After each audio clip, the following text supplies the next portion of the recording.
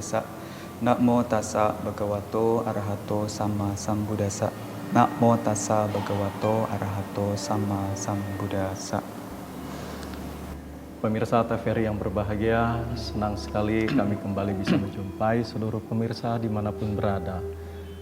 Saat ini, di kesempatan ini, kita akan berdiskusi di spirit kehidupan mimbar agama Buddha tentang moralitas, menguatkan keutuhan bangsa. Bersama saya sudah hadir Yang Mulia Bante Ratanajayo. Pemirsa, kita salami terlebih dahulu Bante Ratanajayo. Namo Buddhaya Bante, dan juga ibu-ibu dari Wihara di Baratana. Namo Buddhaya, semuanya sehat-sehat. Baik pemirsa, moralitas menguatkan keutuhan bangsa. Tentunya moralitas ini sangat-sangat penting sekali. Mari kita tanyakan lebih jauh tentang menurut agama Buddha atau pandangan agama Buddha mengenai moralitas. Bante, menurut ajaran Buddha bisa diberikan penjelasan mengenai moralitas, Bante? Ya, baik.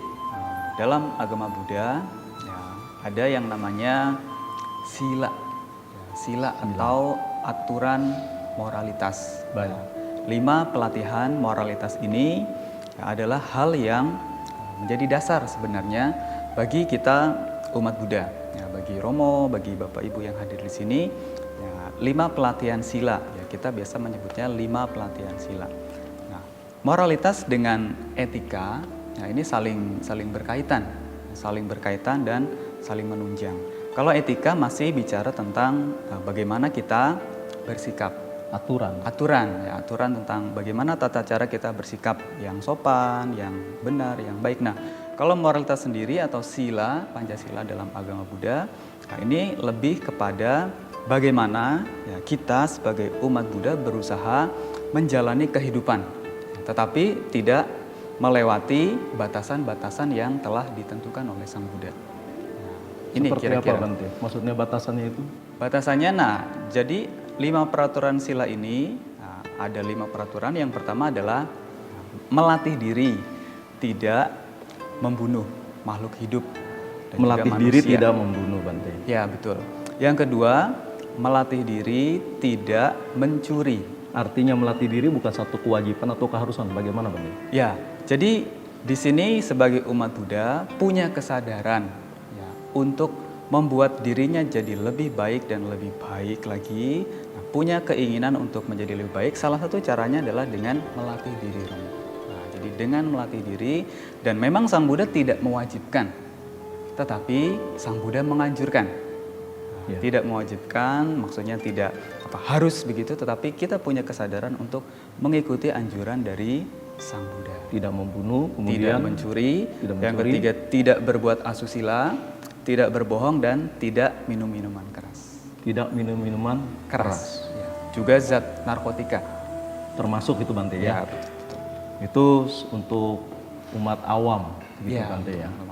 5 latihan untuk yang tadi Bante sudah sebutkan, untuk supaya punya kesadaran melatih diri. Tapi kan kalau misalnya, Bante, sehari-hari ini kan agak sulit juga, Bante. Bagaimana caranya melatihnya itu, Bante? Ya, betul, Romo. Jadi sebagai perumah tangga tentu dalam kehidupan sehari-hari harus berhadapan dengan berbagai hal, ya, berhadapan dengan berbagai macam sifat manusia. Betul. Nah, di sini yang terpenting adalah kita punya keinginan, kemauan yang kuat, Romo, untuk bisa mempraktekkan sila ini meskipun sebagai perumah tangga, meskipun tidak tinggal di wihara. Kalau Bante tinggal di wihara, mungkin Bapak Ibu atau pemirsa berpikir, wah lebih mudah karena tidak harus menghadapi dunia luar, masyarakat luar. Ya, tetapi Bapak Ibu jelas ya, meskipun tinggal di rumah jelas tetap bisa ya, mempraktikkan ini. Kuncinya adalah kemauan yang kuat dan kesadaran untuk bisa mengamati pikiran, ucapan, dan perbuatan dalam kehidupan sehari-hari. Nah, sebagai umat juga kan ada yang kita lihat, Bante, di pasar itu kan mereka dagang daging, katakan itu kan harus potong juga seperti potong ayam, potong binatang yang lain. Itu bagaimana dengan kaitan melatih diri, tapi di satu sisi kan harus harus usaha seperti itu dan memang usahanya seperti itu, tidak bisa dihindari. Ya, ini menarik sekali Romo. Memang kadang ya, ketika Bante ke daerah-daerah memberikan ceramah dhamma, kadang harus berhadapan dengan ya, umat berumah tangga yang punya profesi. Ya, katakanlah ya. profesinya ini sangat-sangat nyerempet-nyerempet lah Nah, itu Bante. dengan pelanggaran sila. Nah, contoh yang tadi Romo sebutkan, misalnya bagaimana Bante kalau ada umat yang berjualan ayam potong atau daging di pasar? Ya. Ya jelas kalau dilihat secara sudut pandang agama Buddha, ya mata pencaharian benar sebaiknya mata pencaharian ini dihindari. Baik, Sebaiknya. Bante. Kita akan lanjutkan pembahasan kita tentang moralitas, menguatkan keutuhan bangsa. Pemirsa, jangan kemana-mana, kita akan kembali setelah informasi berikut ini. TVRI, kami kembali.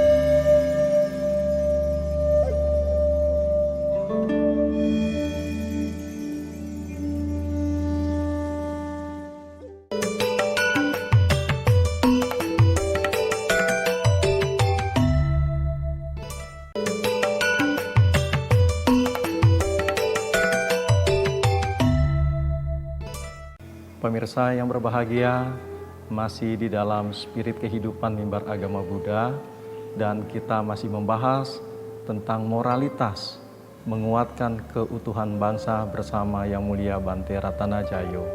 Bante, kita lanjutkan pembahasan kita. Tadi Bante sudah singgung untuk selalu bisa upaya usaha yang benar. Maksudnya bagaimana Bante, bisa dijelaskan lebih detail? Ya, tadi Bante sempat membahas tentang ya, moralitas bagi berumah tangga. Kemudian bagaimana bila berjualan ayam potong.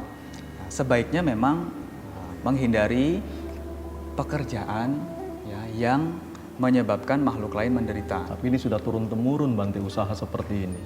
Oke, nah jadi salah satu cara yang bisa dilakukan adalah menabung dan mempelajari keterampilan yang lain.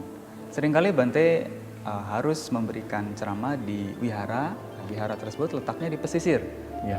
Secara otomatis jelas mereka kebanyakan profesinya sebagai nelayan. Betul. Ya, Bante berusaha ya kalian atau minimal kalau si orang tua ini tidak bisa ganti profesi, paling tidak anaknya. Nah, jadi anaknya disekolahkan supaya nanti punya keterampilan, punya keahlian. Nah, biasanya mereka yang melaut, yang tinggal di pesisir seperti itu satu contoh, memang tidak punya keahlian yang lain. Kalau tidak ada nelayan, kita nggak makan ikan, Bante. Nah, betul sekali Romo. Ya, jadi kalau bisa pelajari keterampilan yang lain supaya bisa menghindari ya mata pencarian yang bisa menyebabkan makhluk lain menderita. Seperti itu ya Bante. Bisa dilanjutkan lagi Bante. Ya, kemudian sesuai dengan tema ini tadi ya, moralitas menguatkan keutuhan bangsa. Nah, jadi kenapa bisa ada kaitan antara moralitas dengan keutuhan bangsa? Nah, pertama saya jelaskan dulu bahwa ketika seseorang menjalankan moralitas, ya khususnya sebagai umat Buddha, menjalankan Pancasila Buddhis, ketika kita berusaha menghindari pembunuhan, menghindari pencurian, menghindari perbuatan asusila, menghindari ucapan bohong dan menghindari minuman keras, jelas kita telah membuat orang-orang yang berada di sekitar kita akan merasa tenang dan nyaman. Ya, selain sila ini ketika dilakukan menjadi pelindung bagi diri sendiri, ya, moralitas ketika dipraktekkan melindungi diri sendiri, membuat diri sendiri bahagia, tetapi di samping itu juga moralitas membuat orang-orang yang ada di sekitar kita merasa tenang dan merasa nyaman. Nah, disinilah nanti akan muncul, akan terjalin sebuah kerukunan. Baik Bante. Nah, tadi Bante juga sudah singgung mengenai yang kelima, mengenai minuman keras. Kalau nggak mabuk, boleh nggak Bante? Kan nggak mabuk Bante. Oke, memang ada ya beberapa fungsi dari alkohol itu sendiri atau ya katakanlah seperti anggur. Ya, salah satu manfaatnya bila dalam dosis atau kadar yang pas, yang sesuai itu bisa dikatakan menyehatkan atau menjaga stamina atau menghangatkan tubuh. Ya, hanya saja kadang orang ya terlalu menggampangkan ya Bante 1 gelas Bante, saya nggak mabok. Namanya orang mabok dia tentu tidak sadar. Ya, maka untuk alasan kesehatan jelas ya kita berusaha bijaksana. Ya jangan sampai itu menjadi satu alasan Bante, saya mau setiap hari minum 1 gelas anggur. Ini untuk kesehatan Bante, ini sehat Bante. Ya, tetapi di balik itu di dalam hati kecilnya ada keinginan di samping itu kan saya bisa mabuk. Nah, jadi jangan sampai seperti Baik, itu. Bante. Nanti kita lanjutkan lagi. Pemirsa yang berbahagia, tetap bersama kami di Spirit Kehidupan Mimbar Agama Buddha. Kita akan ikuti informasi berikut ini. TVRI kami kembali.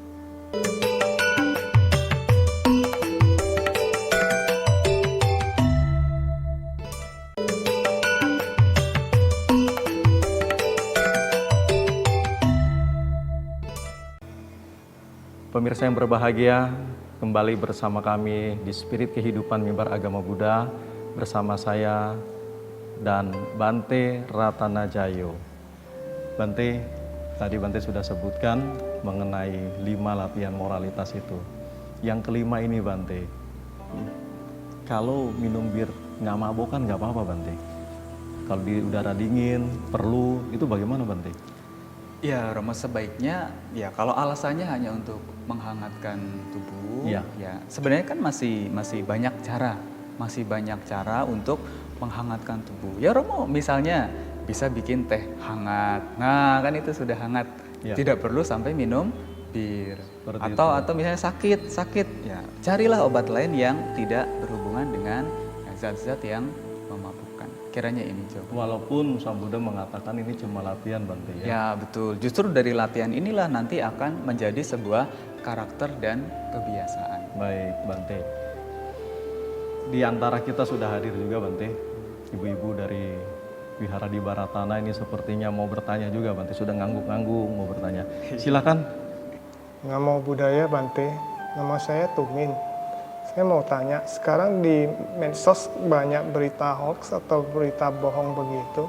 Bagaimana kita sebagai umat Buddhis menanggapinya? Terima kasih Bante.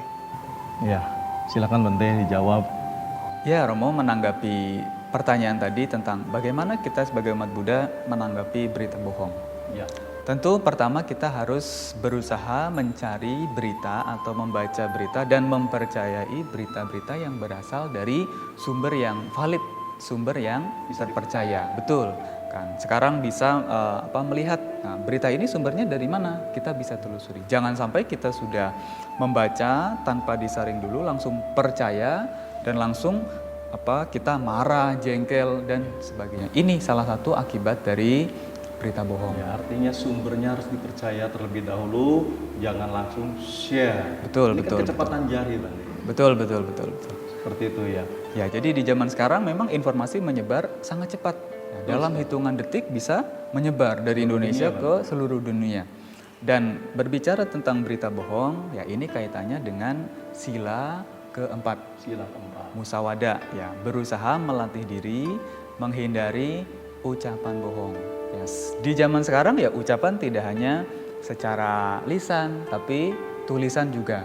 Ya. Dianggap berbicara itu Bante. Ya, berbicara secara lisan, ya, lisan dan tulisan. Artinya apa?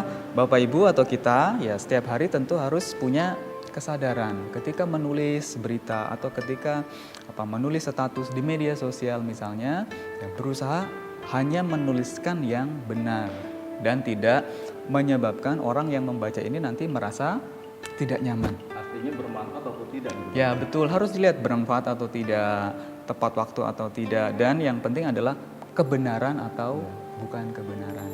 Dan berasal dari berita bohong ini Romo bisa menyebabkan perpecahan.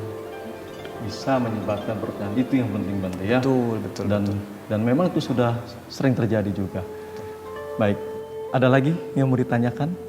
Bapak puas? Baik, ada lagi Ibu? Silakan Ibu namanya. Terima kasih Bante, nama saya Santuni. Saya mau tanya, bagaimana dengan penerapan sila atau moralitas bagi seseorang yang berdagang, misalnya bagian marketing? Terima kasih Bante. Ya Ibu, bagaimana penerapan sila bagi kita yang berdagang, misalnya di bagian marketing. Ya, seperti yang kita tahu, Romo, ya, di pekerjaan terutama mereka yang di bidang perdagangan atau marketing tentu harus pintar. Ya. Ya, harus pintar promosi. Kan katanya kecap nomor 1, Bang.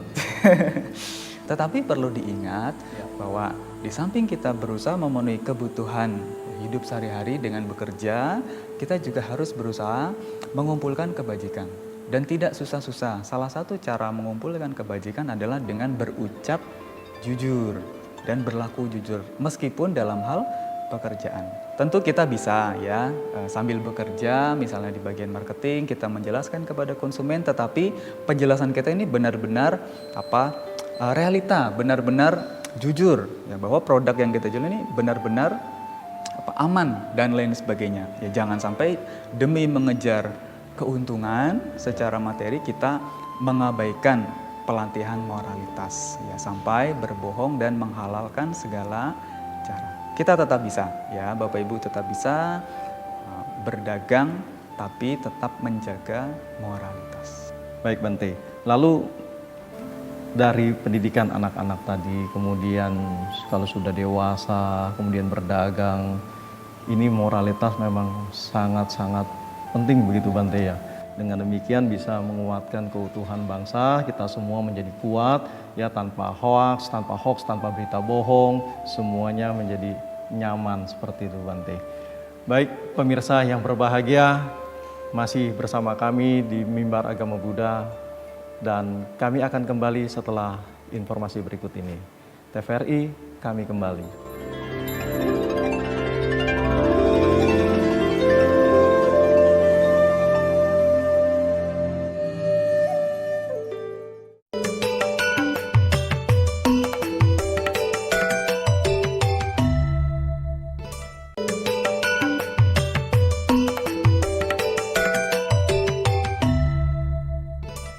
Pemirsa yang berbahagia, kembali bersama kami di Spirit Kehidupan Mimbar Agama Buddha bersama saya dan juga bersama Yang Mulia Bhikkhu Ratanajayo tentang moralitas menguatkan keutuhan bangsa. Bante sudah jelaskan panjang lebar Bante mengenai moralitas ini.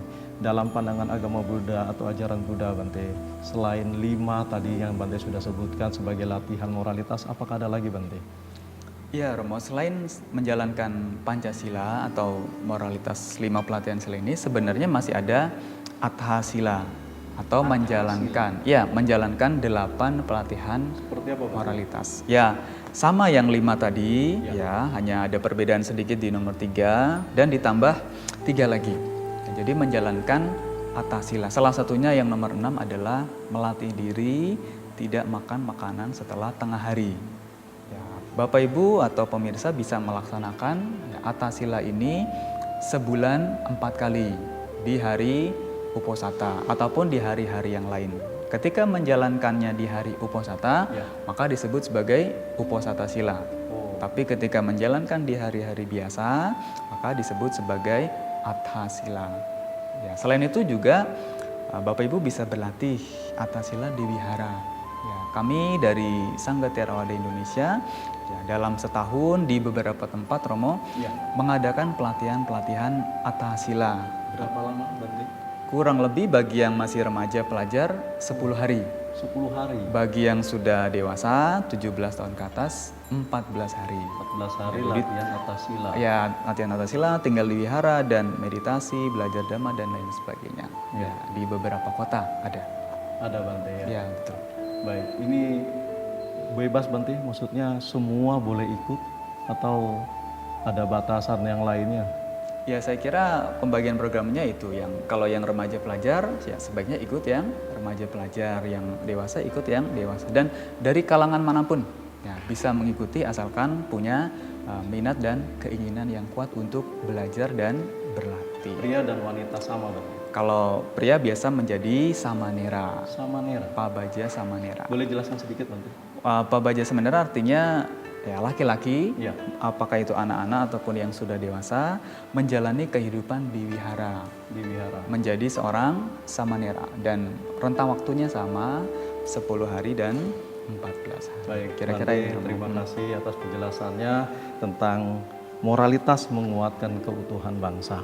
Pemirsa yang berbahagia, Bante sudah jelaskan moralitas sangat penting sekali diawali dari pendidikan masa anak-anak.